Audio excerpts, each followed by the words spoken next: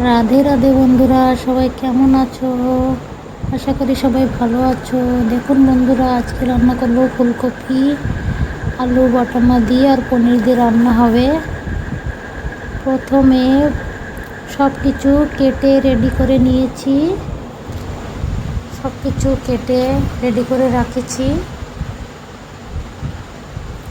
পনিরও কেটে রেখেছি।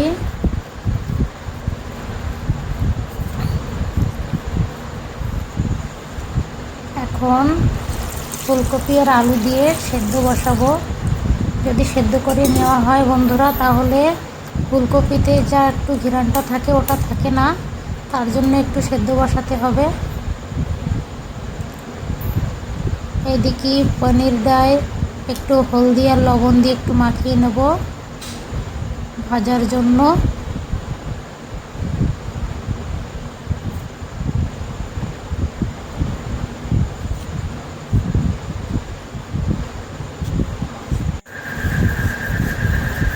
ভালো করে মাখানো হয়ে গেছে বন্ধুরা। এখন একটা কড়াইতে তেল দিয়ে দেব।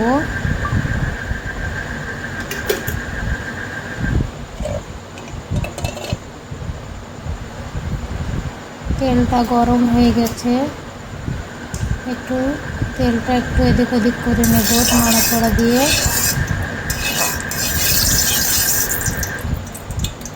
এখন দিয়ে দেব পনির ভাজার জন্য।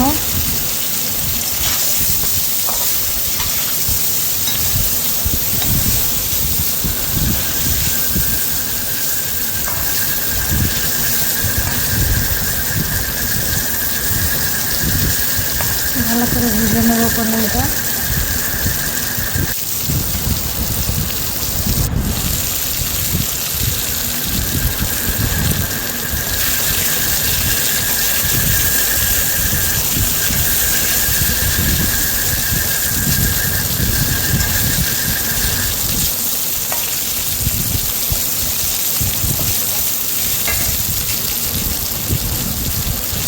দেখুন বন্ধুরা, ভাজা গোনা হয়ে গেছে প্রায়।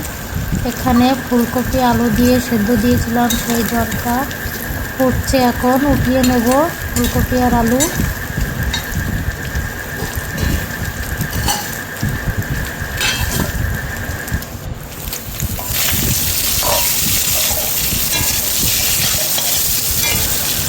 পনিরটাও ভাজা ভাজা হয়ে গেছে।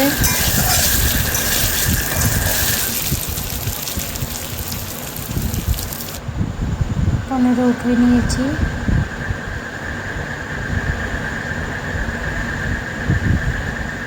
এদিকে উঠিয়ে এখন বটানো দিয়ে দিয়েছি।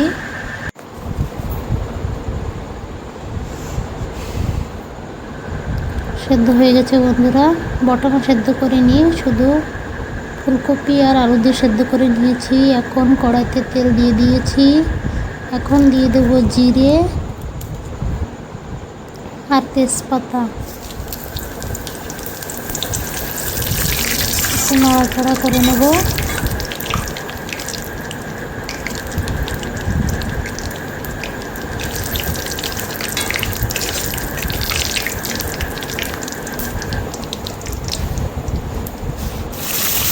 এখন ফুলকপি আলু দিয়ে বটানাতে দিয়ে দিলাম।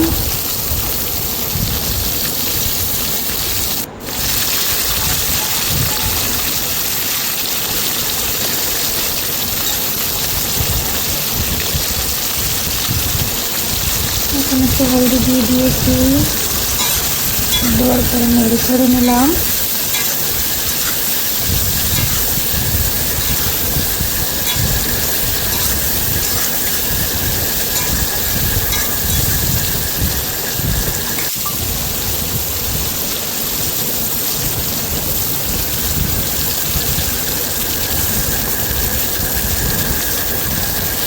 টমেটো দিয়ে দিয়েছি, আবার একটু নেড়ে ছেড়ে নিলাম।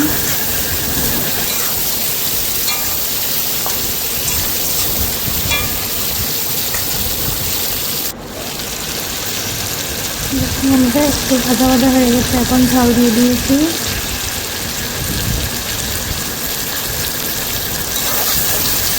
আবার নেড়ে চেড়ে নিলাম।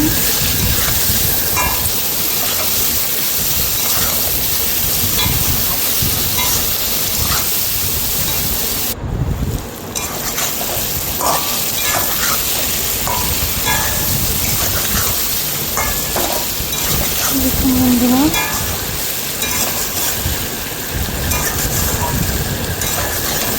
এখন ভাজা ভাজা হয়ে গেছে প্রায় প্রায়।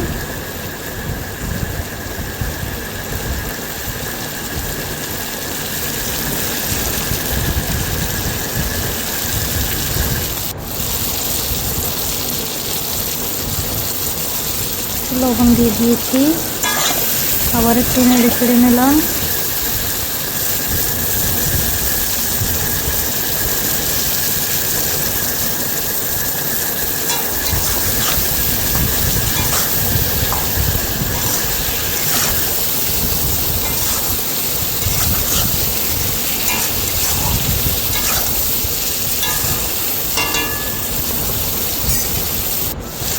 এখন দিয়ে দিলাম জল, ভালো করে ভেজে নিয়েছি। এখন জল দিয়ে দিয়েছি, দেওয়ার পরে একটু নেড়ে চেড়ে নিলাম।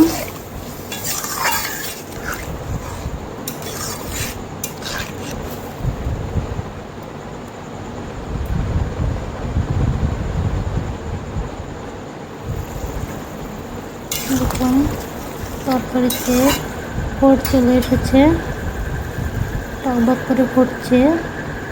এখন দিয়ে দিলাম পনির।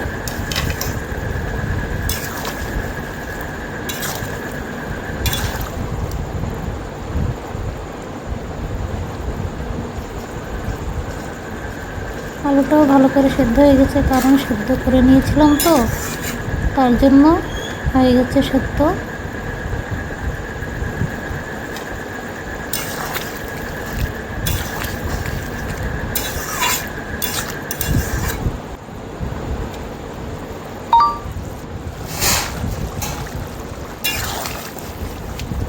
আবার একটু নেড়ে চেড়ে নিলাম ভালো করে।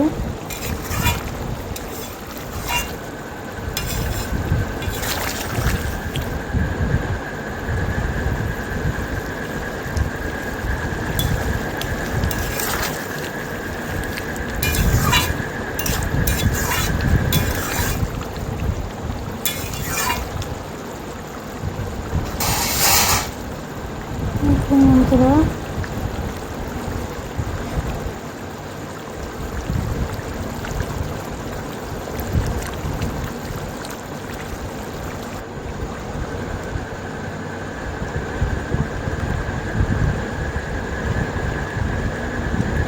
একটু গরম মশলা দিয়ে দিয়েছি।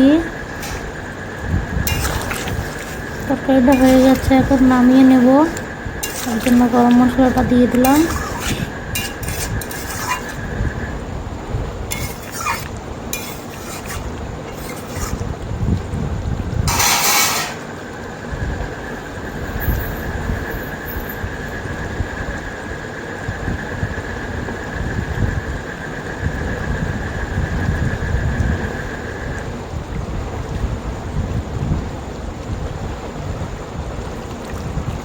দেখুন বন্ধুরা তরকারিটা হয়ে গেছে, এখন ঢেলে নিয়েছি। কেমন হয়েছে বন্ধুরা সবাই একটু বলবে, ভিডিওটা একটু সবাই দেখবে।